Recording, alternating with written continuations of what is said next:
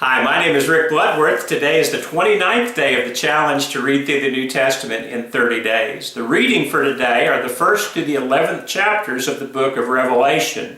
Now, Revelation is a book primarily of prophecies, and there's going to be a lot of things in there that we simply cannot understand. I believe we need to do our best to understand everything we can, but there's still going to be things that God tells us are going to happen in the future that have not yet happened, and we don't know exactly how they'll be fulfilled.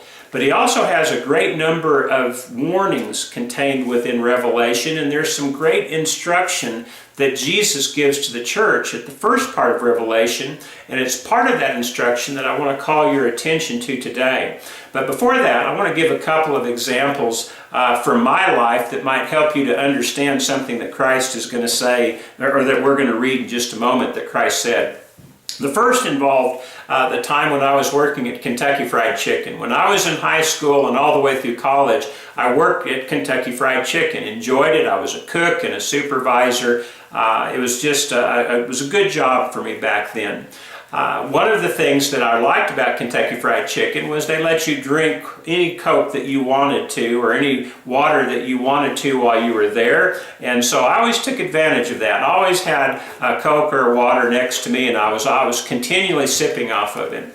But one particular summer in Casper, Wyoming, we had a problem with our Coke machine and our ice machine. And so we were serving Cokes in cans. We kept them refrigerated and we served them. And so I had a can of Mountain Dew right next to me one day. And I can remember reaching over and taking a sip of what I thought was going to be cool, refreshing Mountain Dew.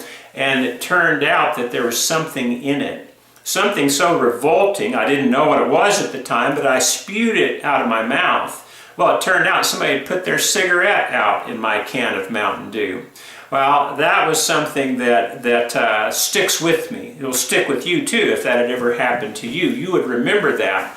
I was thinking about that. In 5 years, I probably had thousands of Cokes at work and probably over 100,000 sips. And I don't remember any of those except for the one sip I took of something that was so vile I had to spit it out of my mouth. Well, the other example or illustration I want to use is something that happened to me that I have to admit I'm not very proud of, but it happened, and so I'll tell you about it.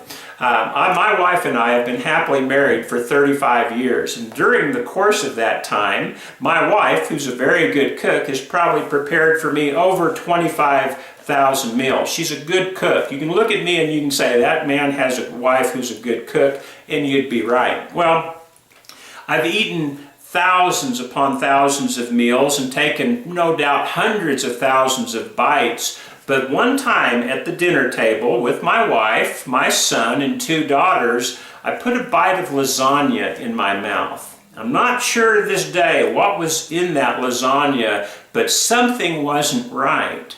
And before thinking about it, because I have a highly toned sense of self-preservation, I turned my head and I spit that out at the table.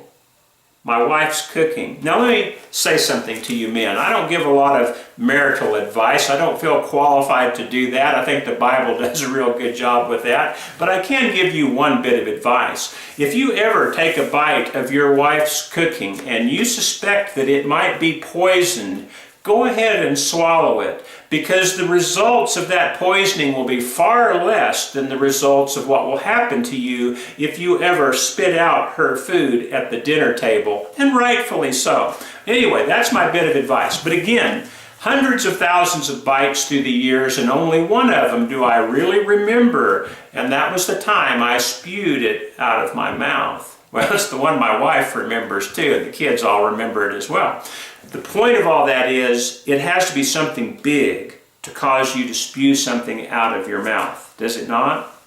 In Revelation chapter 3, Jesus is writing to the church at Laodicea, and he says this, I know your deeds, that you are neither cold nor hot.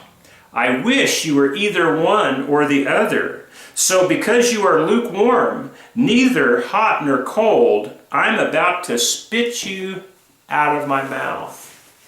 Think about that. Christ will spit us out of his mouth. We can no longer be part of Christ if we're lukewarm. Well, what's so bad about being lukewarm? Isn't lukewarm being kind of for Christ and just sometimes going away from Christ? Well, the answer to that is this. If you are living part-time for Christ and part-time for the world, you might as well be living the whole time for the world. As a matter of fact, it would be better because people know you're a Christian. And when they see you doing things that a Christian should not do, the first thing they think is, well, there is a hypocrite right there. And you have to admit, the whole world hates hypocrites. God does not love the hypocrisy of men either, nor does Christ. As a matter of fact, while they love men, they hate their hypocrisy. And hypocrisy has a penalty.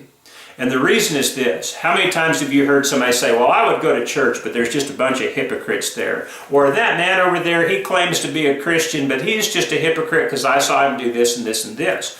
Hypocrisy can actually keep people away from God. Now, it's not going to be an acceptable excuse, I can assure you that. The same person who says, I'd never go to that church because there's a bunch of hypocrites there, wouldn't hesitate to go and buy tires on sale at a tire store, even if it was run by a hypocrite. Nor would they prevent themselves from buying food or gas from an establishment that had a known hypocrite there. That's not our standard in life, but it is a handy excuse. He says he's a Christian, but he doesn't live like a Christian, so I don't want anything to do with him. Well, interestingly enough, neither does Christ. If we are causing more harm than good by saying I'm a Christian here, but then causing people to go away from him later because we're not living well, he cannot tolerate that type of hypocrisy. And if we don't repent of that hypocrisy, someday he'll spew us out of his mouth. That means we won't be with him forever in heaven for all eternity, something we cannot bear. Now, Jesus is not saying, I wish people were cold so that he can send them to hell, though people who are not for him are not going to be going to heaven. Christ has made that abundantly clear. He's just talking about the trouble that somebody who's hot sometimes and cold others can cause, where it actually causes other people who might have been inclined to go towards Christ to never even investigate Christianity because they think it's just filled with a bunch of hypocrites. You see, one of the most important reasons that we're reading the Bible is so that we can find out what God's instruction is for us, so that we can do it to the best of our ability. And when we find that we've been living in an improper way, that we can change.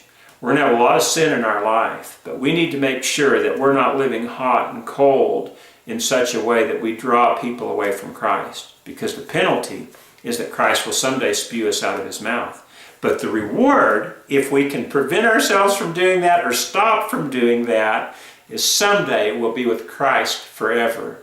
That's what I'm looking for, and I know you are too. That's why we're reading his word. We want to find out what he has to say for us, so to the best of our ability we can do it, and by God's grace and by the shed blood of Christ be with them forever.